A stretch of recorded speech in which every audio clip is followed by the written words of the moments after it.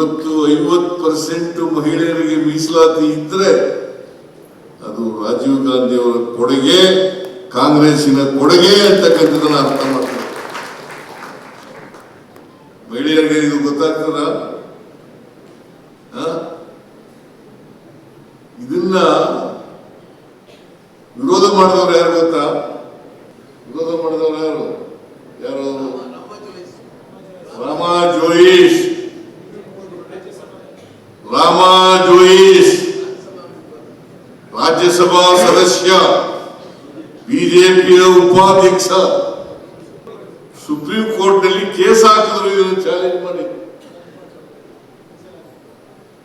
ಇದನ್ನು ತಿಳ್ಕೋಬೇಕು ನೀವು. ಸುಮ್ಮನೆ ಅವ್ರಿಗೂ ಜೈ ಅನ್ನೋದು ಇವ್ರಿಗೂ ಜೈ ಅನ್ನೋದಲ್ಲ.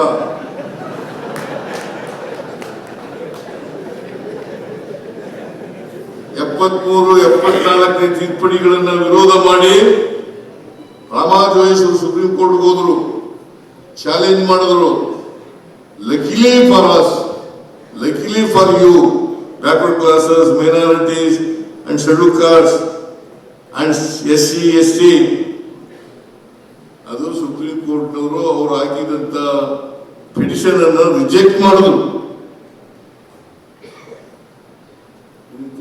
ರಿಜೆಕ್ಟ್ ಮಾಡಿದ್ರು. ಅಲ್ಲದೆ ಹಿಂದುಳಿದವರಿಗೆ ಮೀಸಲಾತಿ ಬರ್ತಿರ್ಲಿಲ್ಲ, ಮಹಿಳೆಯರಿಗೆ ಮೀಸಲಾತಿ ಸಿಗ್ತಿರ್ಲಿಲ್ಲ. ಇದನ್ನ ಯಾರು ಮಾಡಿದ್ರು? ರಾಮಾ ಜೋಯಿಸ್. ಏನಾಗಿದ್ರು ರಾಮಾ ಜೋಯಿಸ್? ಬಿಜೆಪಿಯ ರಾಜ್ಯಸಭಾ ಸದಸ್ಯರು, ಕರ್ನಾಟಕದಲ್ಲಿ ಉಪಾಧ್ಯಕ್ಷರು, ಬಿಜೆಪಿ ಉಪಾಧ್ಯಕ್ಷರು.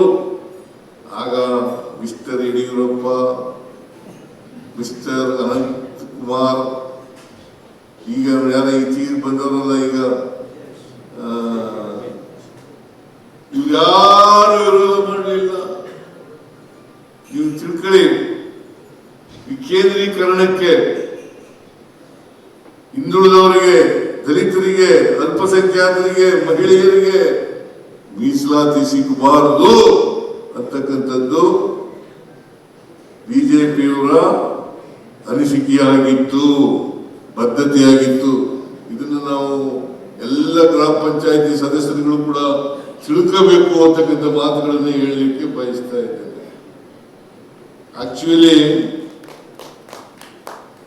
ಆಕ್ಚುಲಿ ಇದನ್ನ ಇವತ್ತು ಪ್ರಾತಿನಿಧ್ಯ ಸಿಕ್ಕಿದ್ರೆ ಹಿಂದುಳಿದವರಿಗೆ, ದಲಿತರಿಗೆ, ಮಹಿಳೆಯರಿಗೆ, ಅಲ್ಪಸಂಖ್ಯಾತರಿಗೆ, SC ST ಜನರಿಗೆ 73 74 ತಿದ್ದುಪಡಿ ಬರೋವರೆಗೆ ಪರಿಶಿಷ್ಟ ಜಾತಿಯವರಿಗೂ ಮೆಂಬರ್ಶಿಪ್ ಮೀಸಲಾತಿ ಇತ್ತು.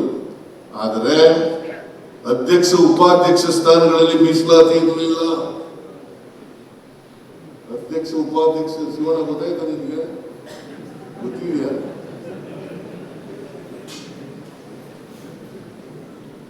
ಮೀಸಲಾತಿ ಇರಲಿಲ್ಲ ಅಲ್ಲಿವರೆಗೆ.